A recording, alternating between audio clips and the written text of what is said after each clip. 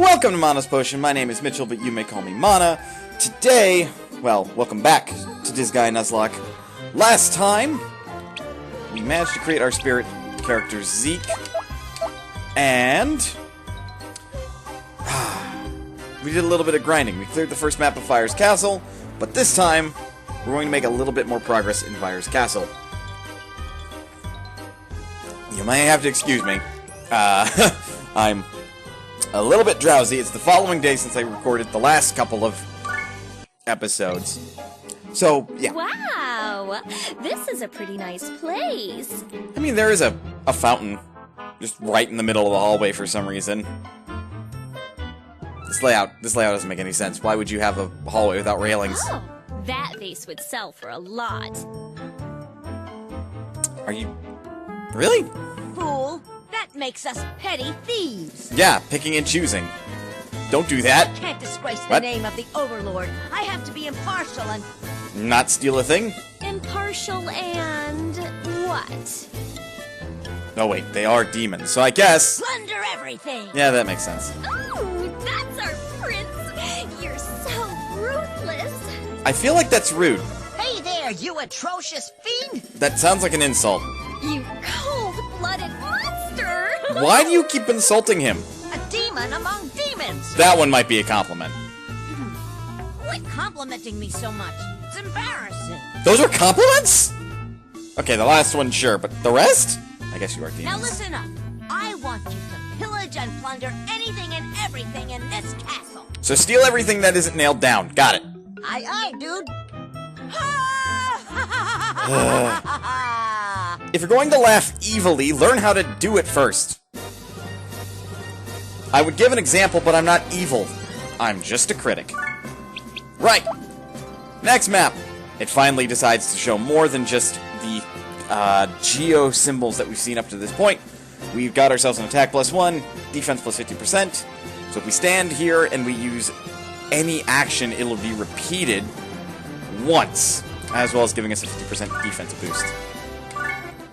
This map's kind of a nice proof of concept. I don't know what the hell I'm thinking, what the hell I'm saying. But basically, I like to use this map as a way to just finalize a sort of strategy amongst my characters. Now, let's get Kyle here. Nice! Here goes. I will likely edit any noises of me drinking, but, you know, gotta stay hydrated, right? Right, so Kyle hasn't done anything, so let's make him run up and kill Patrick, I guess. A certain yellow man sends his regards. That was a dumb reference. Like, I haven't even watched that show where the most obvious Patrick I could think of is from in, like, years. Believe it or not, I don't want to just send Kyle to stand there willy-nilly, because this guy could stand here, or this guy could stand here, right beside him, get 2 attacks off, and also have a boosted defense. Basically, I want to be as greedy as humanly possible. And anything that helps me towards that end goal is preferable. I also don't want to just stand right here, because then I'm giving them free reign of control of this area. I could lift and throw one of these to basically make it a funnel and still retain the effects. But that's boring, and I don't want to do that. So instead, I'm going to stand here. So that way, if this guy does move up, he doesn't get the benefits of the geo paneling. With that out of the way, we'll end our turn. Quit it.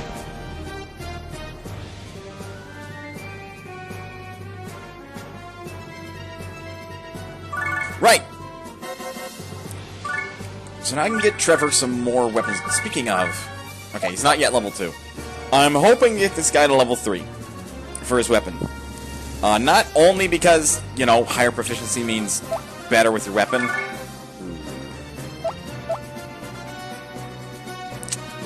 Okay. We'll stall for another turn. This means that this guy's going to attack Zeke, but that'll be okay. Here goes. Okay. The reasoning being, if you're not new to Disgaea, you know exactly why I'm getting bow skill to level 3, but if you are new to Disgaea, again, I've said it before, I'll say it again, why are you watching a Nuzlocke? But you can unlock particular classes via particular means. One class, the Archer class, is unlocked by having one character with a bow skill of 3+. And that's why I'm being very particular with Trevor right now. And doing my damnedest to make sure that he has as much opportunity to attack. Though not all the time. Levels and experience are just as important as getting that weapon skill up. And besides, one might say that by adding more classes to the pool that I can pull from, I'm muddying my chances to get other classes in order to unlock more classes. So basically, by unlocking additional classes, I make it harder to unlock additional classes. If that makes sense. Oof. Don't you go dying on me, Zeke! It wasn't a lot of damage, but the fact of the matter that he was dealt damage, despite the fact that he's chilling in the defense plus 50 zone, gives me cause to worry. So, this guy, Monk, we haven't had this character type yet. He has multiple counters, and they're generally fast and can jump really high. They're good overall units. Shame I didn't randomize into one. Attacking them normally is a danger, though.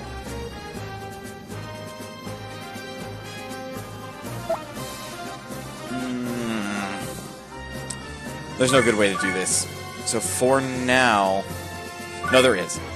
So, obviously, if you use logic, one, you're not able to counter special abilities, but two, if you're not standing adjacent to the target or you don't have a weapon that puts you in range of the target, as in, if this monk had a bow, he would be able to counterattack Trevor right now, if I were to attack with him. I don't know if I do. Then you're not able to counterattack. This isn't Fire Emblem, where just because you have the ability to counter, you get to counter every attack that ever comes your direction.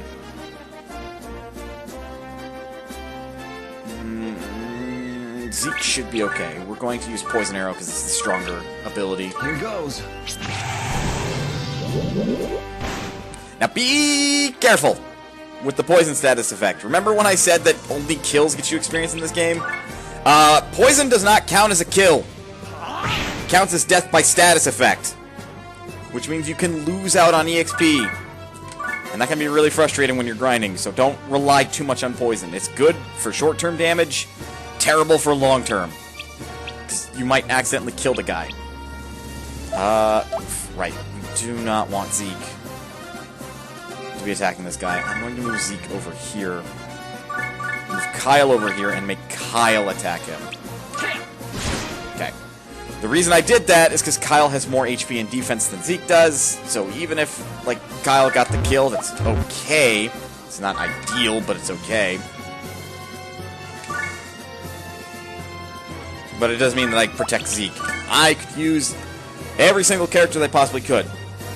Speaking of characters that I could use, one of the things that have come up mentally for me between episodes is how I'm going to handle reincarnation, and frankly, considering I haven't written rules for it, and it's a Disgaea unique thing, I will leave it up to my jurisdiction, though I'm probably going to play it honestly. Any characters that are monsters remain monsters. They don't get to turn to Prinnies and then later turn to humans. Though if I want, I can make a Prinnie into either a human or a monster. They're kind of my wild cards if they make it that far. And humans stay humans. Thus, if a character survives long enough, I can kind of manipulate them a little bit more. But only if they survive long enough, and, you know, that's kind of the thing with Nuzlocke, is that's not always a guarantee. I don't think Zeke will get the one shot, so I'm going to have him attack after Trevor.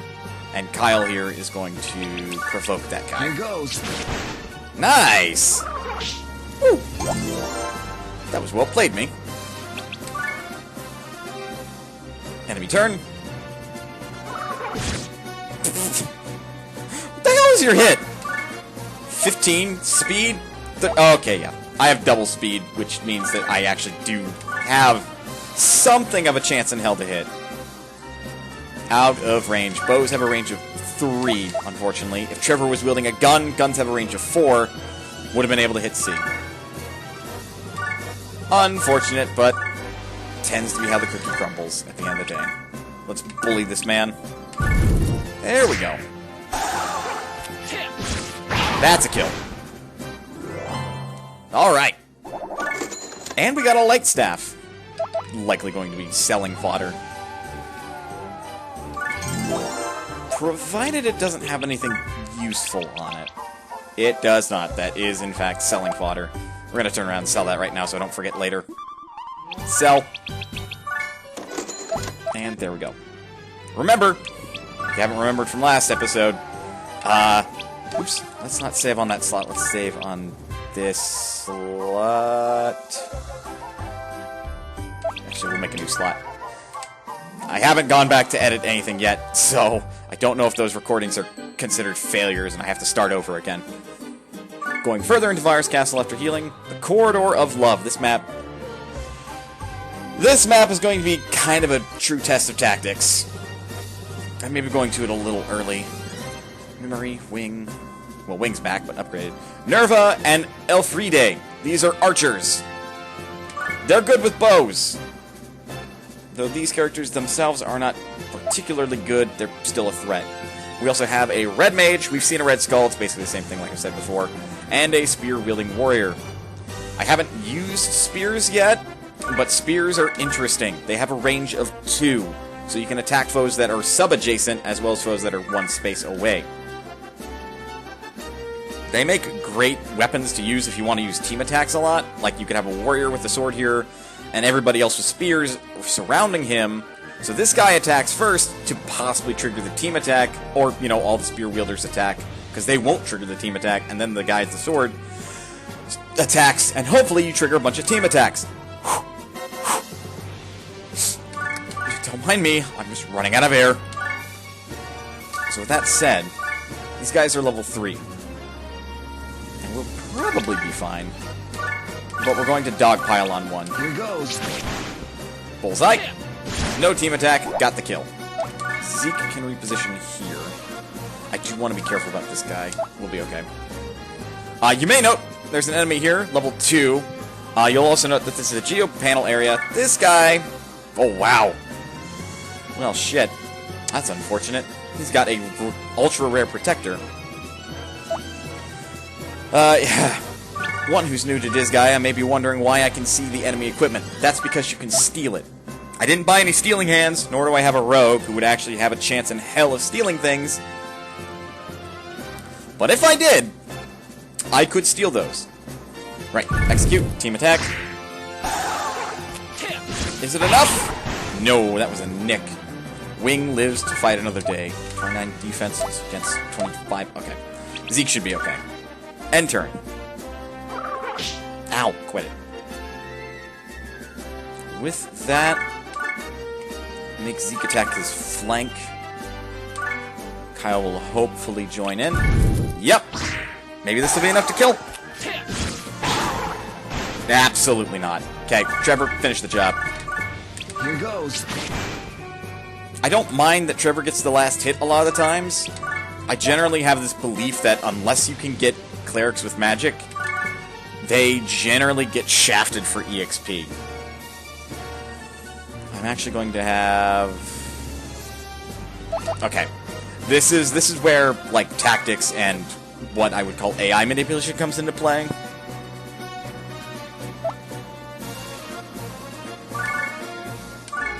I don't generally do it too heavily. In fact, this is like one of the few maps that's consistent enough and early enough in the game that I know what to do to make the AI do what I want it to. Because all these guys, say for this one enemy, will act in accordance to an AI that if you enter their attack range, they will move to attack you. Otherwise, they will wait patiently for you to approach. Other maps are different. This map is just like that. So only this archer will come. Is that 3? Sure enough, that is 3. I was hoping maybe they'd stand there instead of there, but that makes sense.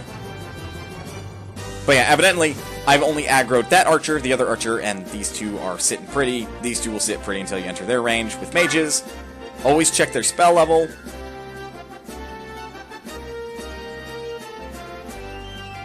Ugh, pardon me, I just sneezed. Always check their spell level, and then assume that they have the highest level of staff that they could for this level. Pamela being level 4, assume level 1, maybe level 2 staff. Though level 2 staff doesn't do anything other than increase power, I think, if I recall correctly.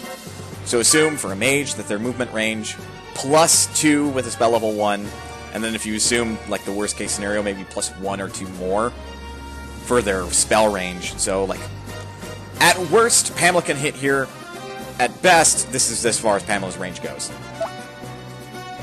With that out of the way, speaking of little bits and bobs of tactics, where is your range? 1, 2, 3. We want to be careful of that. It's okay if Kyle stands there, but I don't want Zeke to stand there. Because these archers, like I said, bow scale off of attack and hit. They're kind of powerful. Do I want Trevor to aggro this one guy? Trevor should be okay. He's got an attack of 23, and Trevor's got a defense of 20. Ooh, that's a tie. Trevor should have the HP to not care, though. 1, 2, 3, out of range. Okay. You also might think that height has an advantage in this game. If I recall correctly, height does nothing for your ranged weapons. Just because you have the high ground doesn't mean you get to have more range or more damage. That was well done, but Nerva is still alive. Right. If Zeke couldn't get the kill, Kyle, finish her off. I don't want the archer sticking around and harassing Zeke. Or Trevor. One moment. Good nick. Yeah, keep in mind, that wasn't a nick. A nick would probably do 0, but that did damage Kyle, whose defense is 56. She's got okay attack and pretty solid hit, so that's kind of the terrifying part of archers.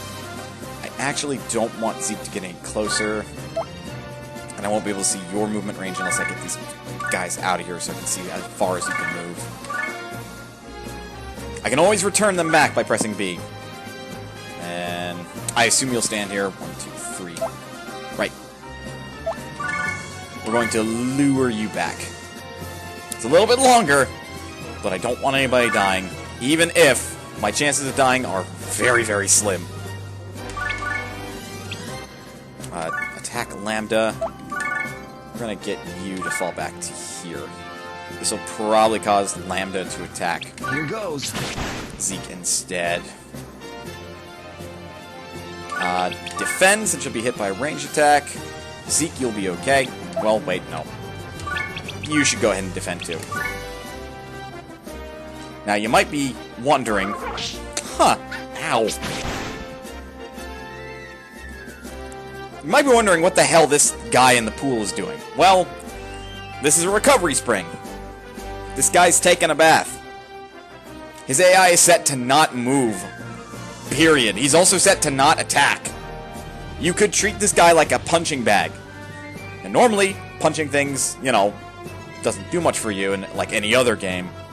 But in Disgaea, you get weapon experience for it. So why not?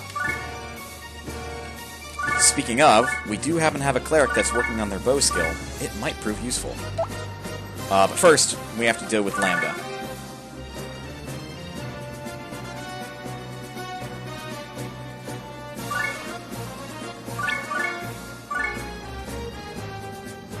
And execute. Ow, no team attack. That's not great. Alright. This is where I'm going to take a little bit of abuse. I'm going to let Kyle get hurt there. Kyle's only going to be able to do it for this turn. There we go. That's how I'm going to do it. But I'm going to have Kyle hold on to the enemy. So Kyle's going to take... I want to say it's going to be percentage damage for holding on to an enemy above his head. That looked like percentage. Now I'm going to throw her. Move Kyle here. Now Zeke's got range on her back. Now it's just a coin flip as you can tell, certain things will change or manipulate the chances of a team attack happening. If you don't attack, but just move, you generally have the highest odds. If you do any other action where your character has an E above their head, you're gonna lose that ability. Well, you'll lose like 10% chance of attacking. So, much like a game of Hearthstone, order matters. Here goes. Oof, bullseye. Heal that up. Well, Alfreda's alive and well, but I've got her manipulated to where she's going to be over here instead. She's going to attack Zeke, and Zeke is going to take some punishment. I'm going to leave Zeke here, facing that direction. That way... No, facing this way, because she's not able to get to the flank, to the back that way.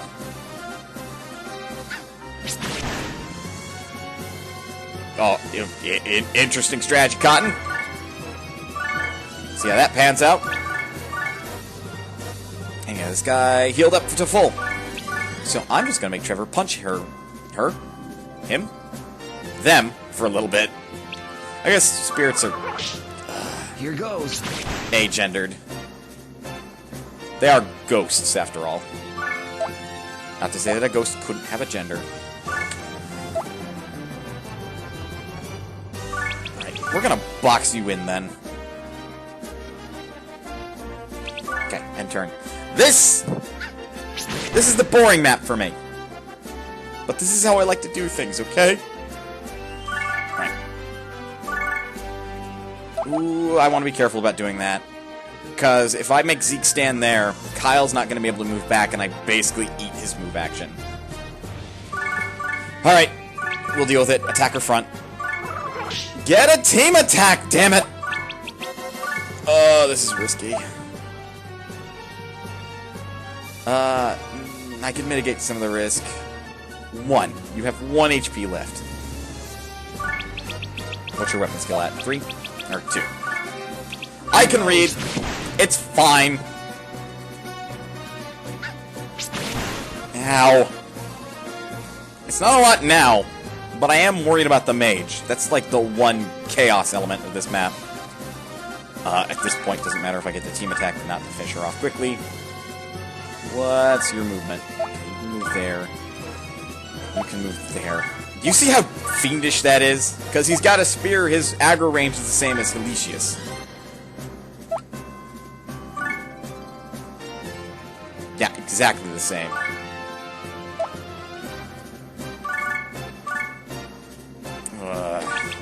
Defend. Dead. Got time. You still got a ways to go to get to level 5, Zeke.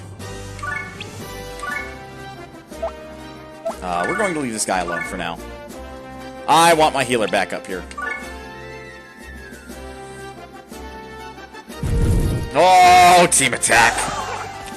My worst nightmare. If they both didn't nick.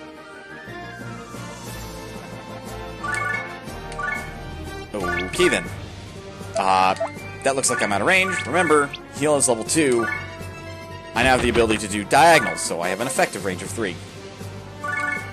Just so that way Zeke doesn't miss out. Here goes.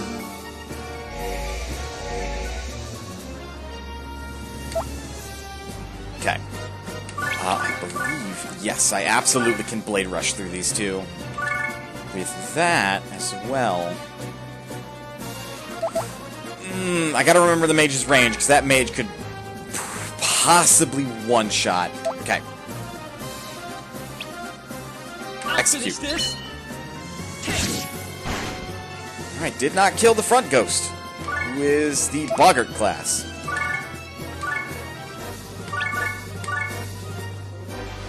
Right, take him out.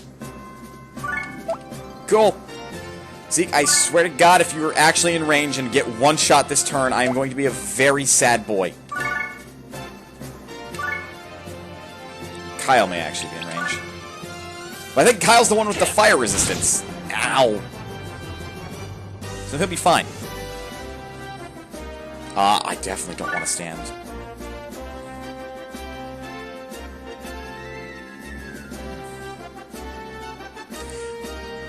it's a level 1 spell.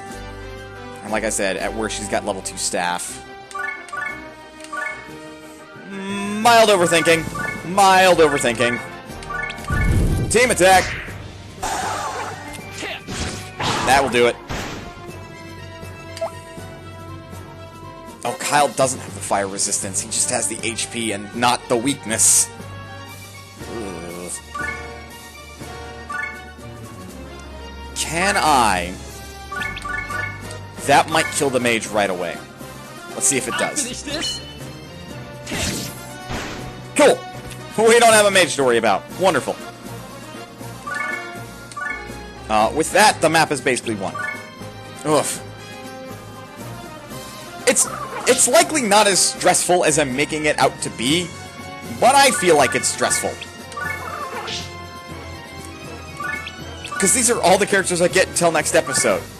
In-game episode. I feel like I have to make that distinction every time.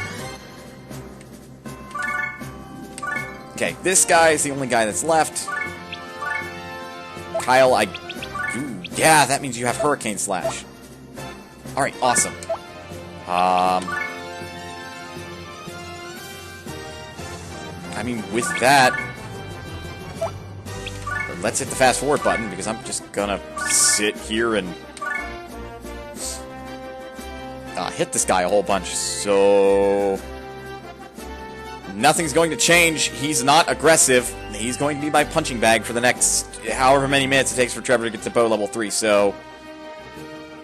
Be right back! Alright, we're done. That maybe took a minute. That barely took any time at all. Still gotta cut it out.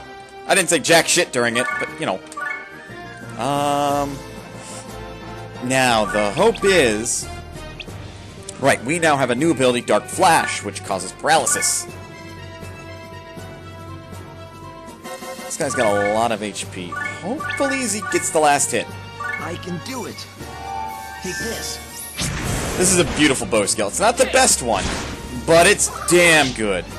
Hey! Nice one, Zeke! 378 hell and 12 extra EXP. I will take that. Now you might think, Mana, surely you're gonna go to the next area of this game and just murder whoever's in this map, right? You're funny, viewer. But no, Mr. Strawman. I'm not going to do that. I'm not properly leveled for that yet. Also, we have a new prize. Psycho Orb. That's more SP, more resistance, and more intelligence. That's for recovering 200 SP. I'm going to keep that, because those are rarer than they seem. Here's the thing, though.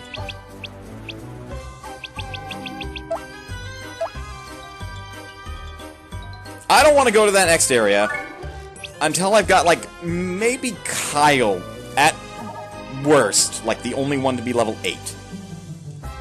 And here's why. Because the next area has boss, and that boss will fuck you up. Not only does that next area have a boss, the enemy layout setup is kind of fiendish.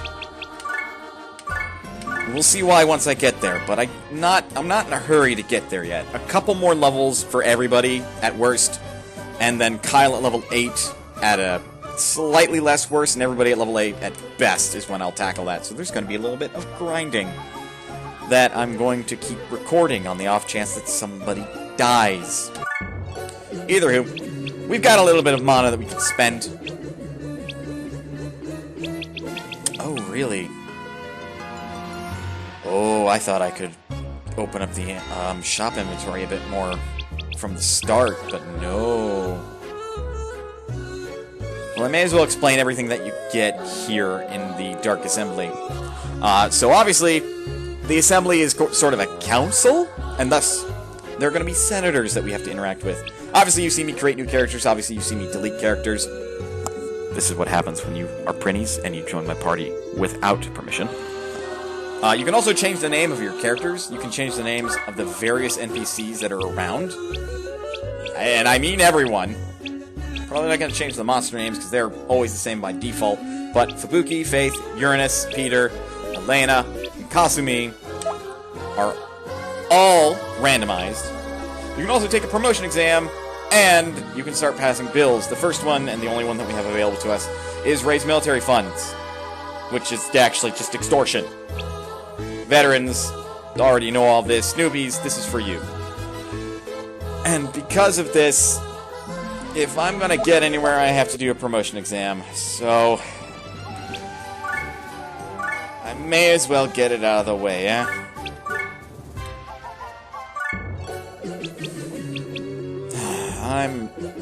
I'm not looking forward to this. Also, just real quick, I want to make sure and see. There they are. There's the archer.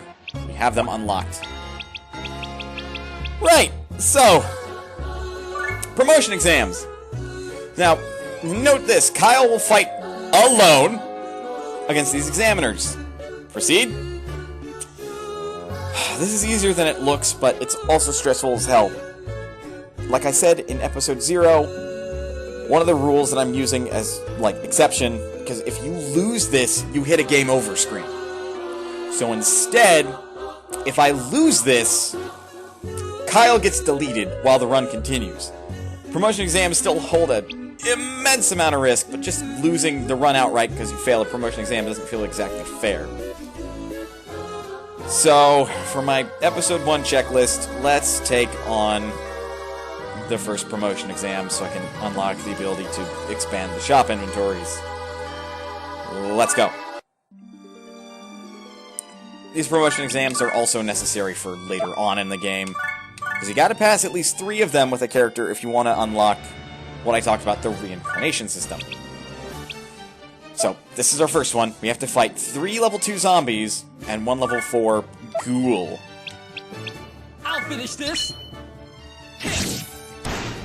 With a warrior or a monk, this promotion exam isn't much of a threat, provided that they have high enough HP or defense.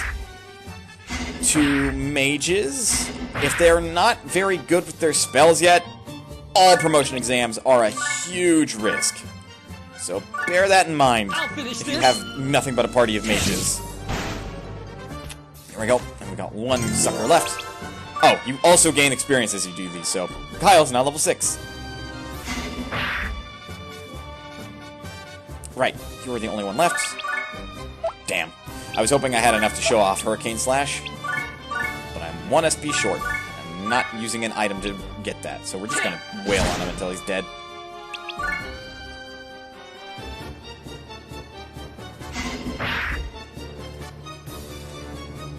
Okay. And now, to spell your doom.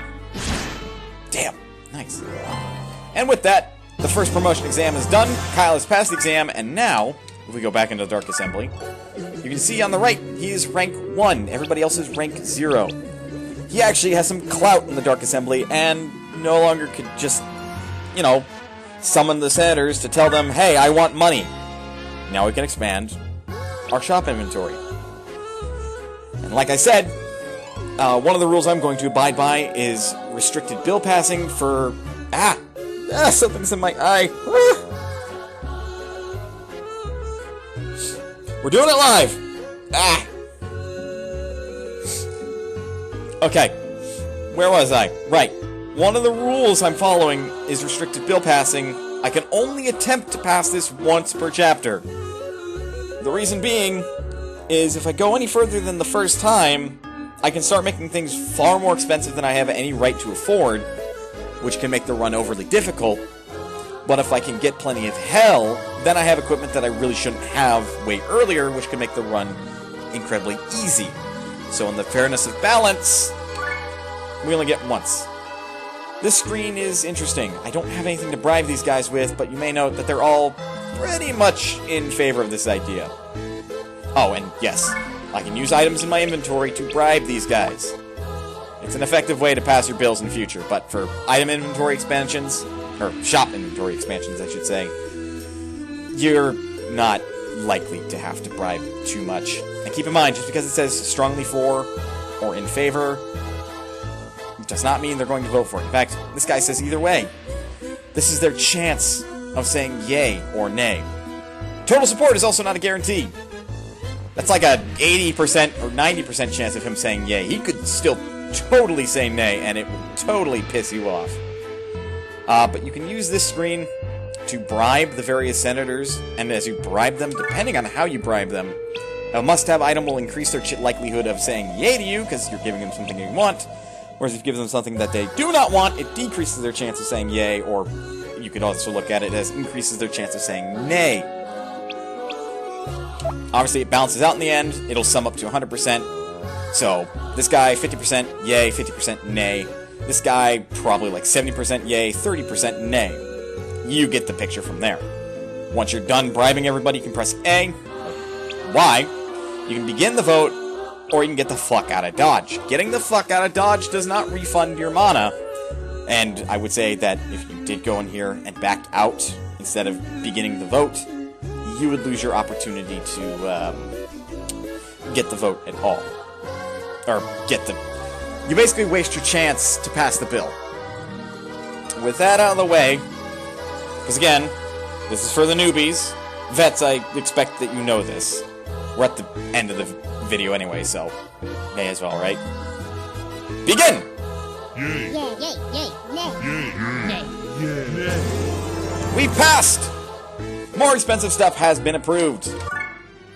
If I were to check out the shop inventories, the items that were once in there are now replaced, for the most part. Lower grade items have a chance of appearing by higher grade items that are worth more. In fact, some of them are worth thousands of hell now. So we do have to keep that in mind, and hell grinding is going to be a thing. So within the interim of videos, I intend on grinding off screen, heavy implication of air quotes there. I will still be recording, but grinding in silence.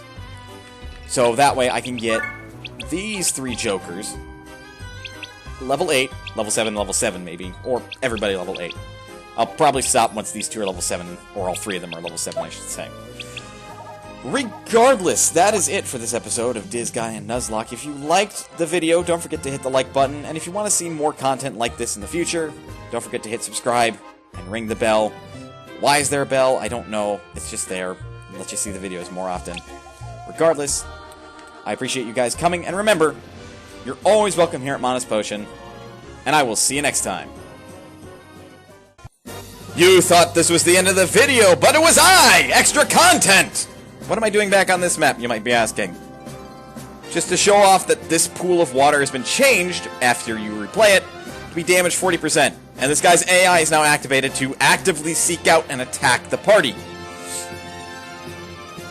That's it! See you next time.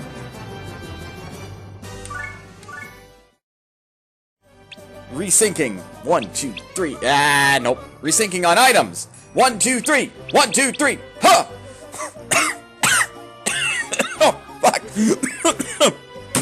I put too much intensity in it.